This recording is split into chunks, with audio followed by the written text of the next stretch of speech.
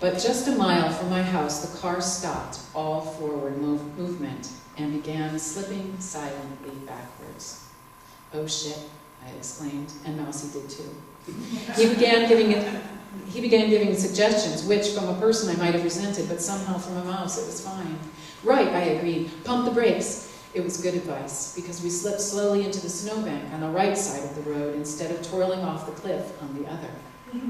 The car was now at quite a tilt, but the trap in the compost bin had shifted in just the right way to stay upright. "Now what are we going to do?" I asked, and Mousy was scratching at his ear in a suggestive manner. "Right, okay, yes, a telephone. All right, I'll call for help. There's a house up ahead, so don't worry, I'll be right back." The tow truck men came with their hulking chains on their tires. I got the tray out of the car before they hooked it up. It wasn't until later that I remembered standing in the street narrating what was happening to my mouse. "They almost have it," I said to it. Oh no, now the truck is slipping. "Oh, do you believe this, Mousy? But, oh, wait, no, they're all right. Pretty soon we'll be home." When they had righted my car and found that it wouldn't start, I had to climb into the cab of the truck between these two burly fellows. What seemed perfectly normal a moment ago, holding my tray of old food and a caged mouse, became bizarre and inexplicable, but unfortunately I tried to explain. It's a kind of a pet," I said, pointing to the trap. Then, though I should have just left it there, I pointed to the compost with a limp toaster waffle on top, and I continued, "And this is his food, just a snack for the car." The men looked at each other over my head. Well, not wanting to get into it any deeper, I tried to explain, not wanting to get into it any deeper by trying to explain the reason that I would be letting my pet go, I didn't ask the men to stop at the abandoned barn at the bottom of the hill. And not wanting to explain why I would be dumping my pet food, I didn't ask them to stop at the far side of the garage to dump the bin either. So, I found myself arriving back at my house with the same cargo I had left with so very long ago. Only it was so different. We had been through so much together. My mouse, my compost, and me. I put the compost bin back beside the sink, and I set the trap down on the kitchen floor and opened it. I let Mousy go. Halfway across the room he stopped.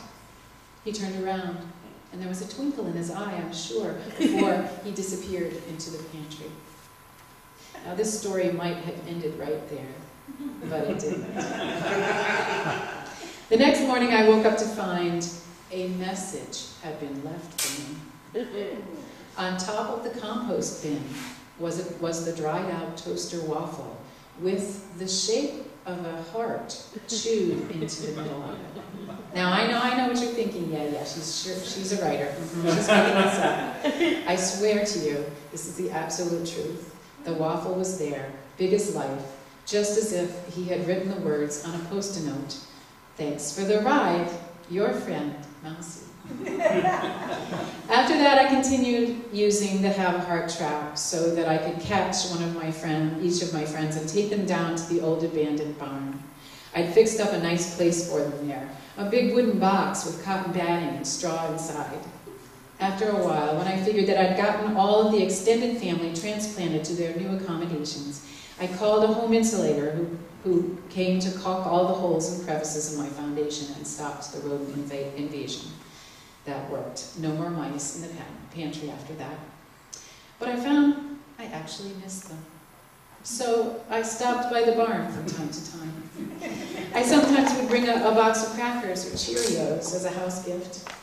I'd stay for a moment to imagine a family sitting around the mouse equivalent of a campfire where they might tell stories. I can almost hear one of the little mice as she pats on her father's knee. "Tell us a story from the old days, Papa. The one about the big lady who took Great-Grandpa Mousy for a ride in the car." So, in spite of all my troubles with mice, I suppose it was worth it. Because after all, how often does it happen that a person gets to be a legend in her own time?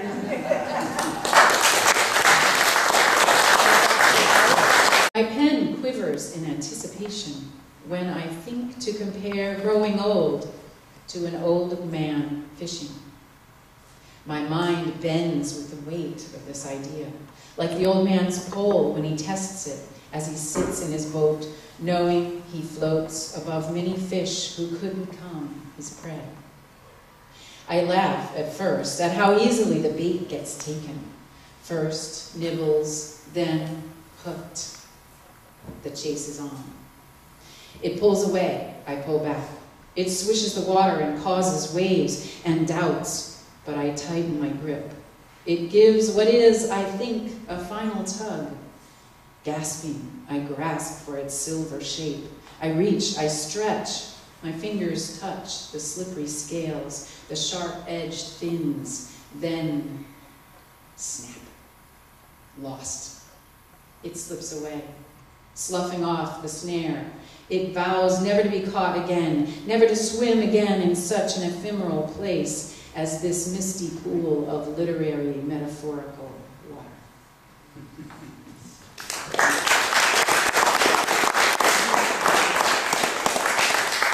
And I'm so happy to introduce Larry Winters.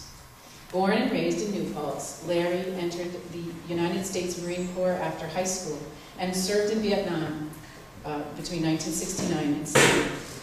25 years later, by then a licensed mental health counselor at Four Winds Hospital in Katona, he returned to Vietnam with other healthcare professionals to study post-traumatic stress disorder. In the PTSD, in the Vietnamese people, and to make peace with his past. Larry is a widely published poet, men's group leader, and a group psychotherapist. He recently published our first book from Millrock Publishing, The Making and Unmaking of a Marine. Larry Winters.